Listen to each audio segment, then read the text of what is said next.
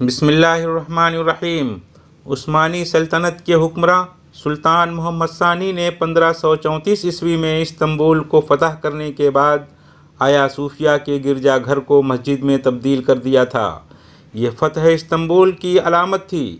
گزشتہ صدی میں پہلی جنگ عظیم کے بعد مصطفیٰ کمال اتا ترک نے ملک کو سیکولر شناخت دی۔ اس کے لیے آیا صوفیہ کو میوزیم کا درجہ دے دیا اور یہاں نماز پڑھنے پر پابندی عائد کر دی۔ آج مغرب اور مغرب نواز سیکولر حضرات میوزیم کو دوبارہ مسجد کا درجہ دینے پر معترض ہیں۔ کیا 86 سال قبل اس ذہن کے لوگوں نے مسجد کو میوزیم بنانے پر اعتراض کیا تھا؟ عثمانی سلطنت کے حکمراں نے استنبول فتح کیا تھا، لہٰذا اس عظیم الشان عمارت کو اپنی فتح کی علامت کے طور پر مسجد میں تبدیل کرنا اس کا حق تھا۔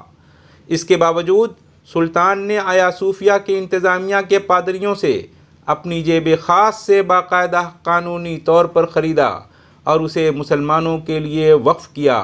آپ اس بات کو خوب سمجھ لیں کہ اسلامی تاریخ میں مسجدوں کی تعمیر کی تاریخ جبر و ظلم کی نہیں بلکہ مساوات اور رواداری کی رہی ہے۔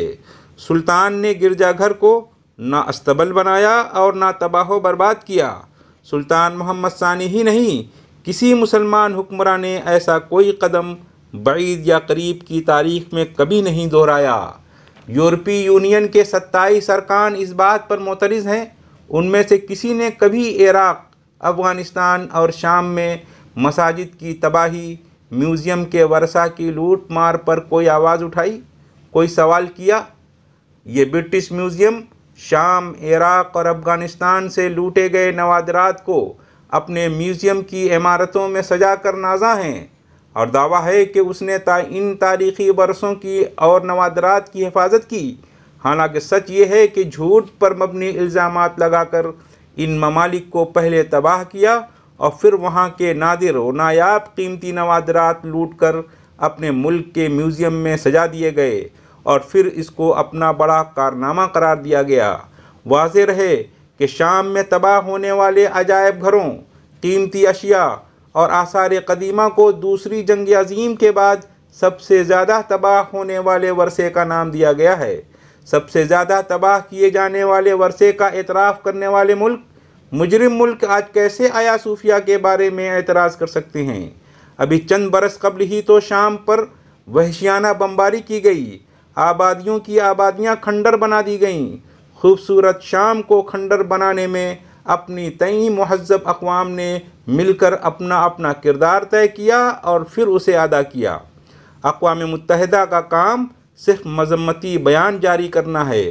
عمل درآمد صرف وہاں کرایا جا سکتا ہے جہاں مسلمان ممالک کو دبانا مقصود ہو۔ شام کے شہروں میں کلورین بم تک استعمال کیے گئے، لیکن اقوام متحدہ پر اثر ہوا نہ یورپ اور امریکہ پر ہوا۔ مسلمان ملکوں میں بہتا خون کیا خون نہیں، پانی ہے۔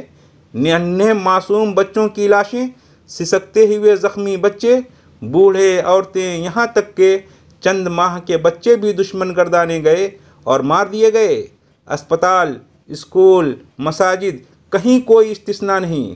ترکی کے وزیر خارجہ ٹھیک کہہ رہے ہیں کہ آیا صوفیہ ترکی کے ثقافتی ورثہ کے طور پر مسجد کی حیثیت سے تھا، لہذا ضروری ہے کہ اس کا استعمال مسجد کے طور پر ہو۔ پھر یہ مسجد مسیحی زائرین اور دوسرے غیر ملکی سیاحوں کے لیے کھلی ہے اور کھلی رکھی جائے گی۔ پوپ فرانسس ویٹیکن میں سینٹ پیٹرز اسکوائر میں اپنی رہائش گاہ کی کھڑکی سے جھانک کر آیا صوفیہ کو مسجد کے طور پر کھولنے کے اقدام پر اپنی اداسی کا ذکر کرتے ہیں۔ کاش انہیں شام، عراق اور افغانستان کی کھنڈر مساجد کا دھیان بھی آتا اور وہ اپنی پرسکون، امن پسند طبیعت کے اظہار کے طور پر ہی صحیح مسلمانوں کے بہتے خون اور کھنڈر بنے شہروں کے لیے بھی کبھی اپنی کھڑکی سے جھانک کر اداسی کا اظہار کرتے۔ چلیں مسلمانوں کے قبلہ اول پر یہودیوں کی آئے دن کی یلغار کی طرف توجہ دے لیتے۔